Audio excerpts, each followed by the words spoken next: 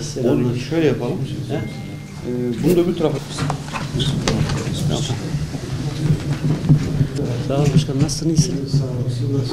İyi, Allah razı olsun. Çok sağ ol.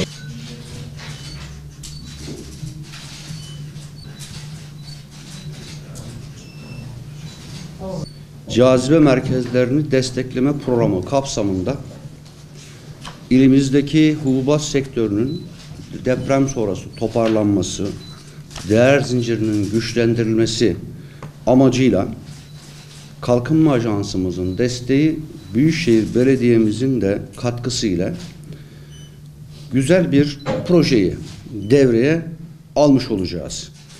Malatya ilinde üretilen hububat ürünlerinin kaliteli bir şekilde muhafaza edilmesi, ticarete ve üretime sürdürülebilir şekilde destek sağlanması, hububata dayalı sanayi işletmelerin taleplerinin karşılanması ve uzun dönemde çiftçilere, esnafa ve tüketicilere olumlu katkıların sağlanması amacıyla proje kapsamında toplam 4000 ton kapasiteli 40 adet silo ile 20 adet modern ve kullanışlı ofisin yer aldığı bir merkez inşa edilecektir. Bu kapsamda Malatya Büyükşehir Belediye'mizin buna ilişkin projesi Kalkınma Ajansı tarafından uygun görülmüş ve desteklenmesine de karar verilmiştir. Büyükşehir Belediye Başkanımızın öteden bu yana bu sektöre özel bir ilgisi bulunuyor. Bu vesileyle hem Büyükşehir Belediye Başkanımızı hem de Kalkınma Ajansımızı ve bakanlığımızı bir kez daha tebrik ediyoruz. Cazibe merkezleri destekleme programının geçmişte de ilimizde önemli destekleri oldu hepinizin bildiği gibi ve bu destekler sayesinde de önemli işlere imza atıldı.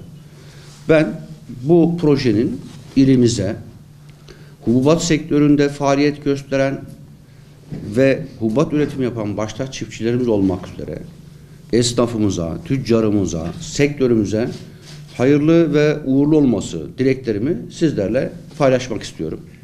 Bu anlamda Borsa Başkanımıza da yine çok teşekkür ediyoruz.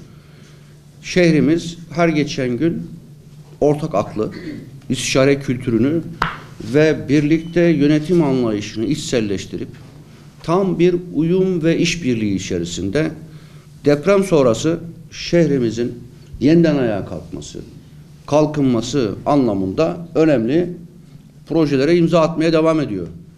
Bu vesileyle Sayın Büyükşehir Belediye Başkanımızla tam bir uyum ve işbirliği içerisinde diğer kurumlarımızla entegre ederek şehrimizde güzel işler yapmaya, sorunları çözmeye, yeni ufuklar açmaya gayret ediyoruz.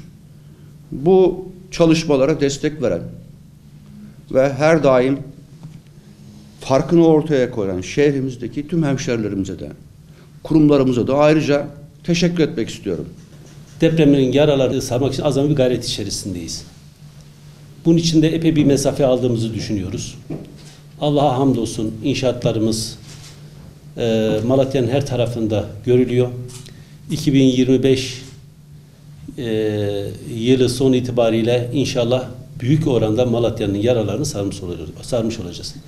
Elbette ki bir taraftan bu depremin yaralarını sararken diğer taraftan da hem diğer belediyecilik hizmetlerimiz hem de kamunun işte ulaşım olsun, ticaret, sanayi her alanında da birlikte valimizle birlikte uğraşılarımız var.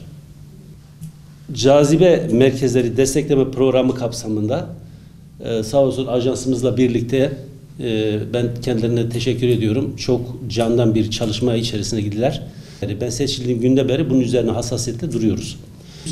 2021 yılında Dünya Kayısı Ticaret Merkezi yapılmaya başlandığında yanına bir buğday pazarı da yapılması hedeflenmiş. Hububat esnafımız uygun görmemiş, uzak diye tercih etmemişler. Tabii depremden sonra bir bedel, bir ücret almaksızın 2024 yılı sonuna kadar burada barınmaları, kira almadan burada barınmaları, burada faaliyet göstermeleri sağlanmış ve şu ana kadar burada tabii ticari faaliyetlerini sürdürüyorlardı.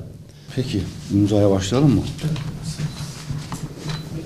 Suret. Bismillahirrahmanirrahim. Hayırlı olsun. Hayırlı olsun ya Allah. Şehrimize, sektörümüze hayırlı olsun.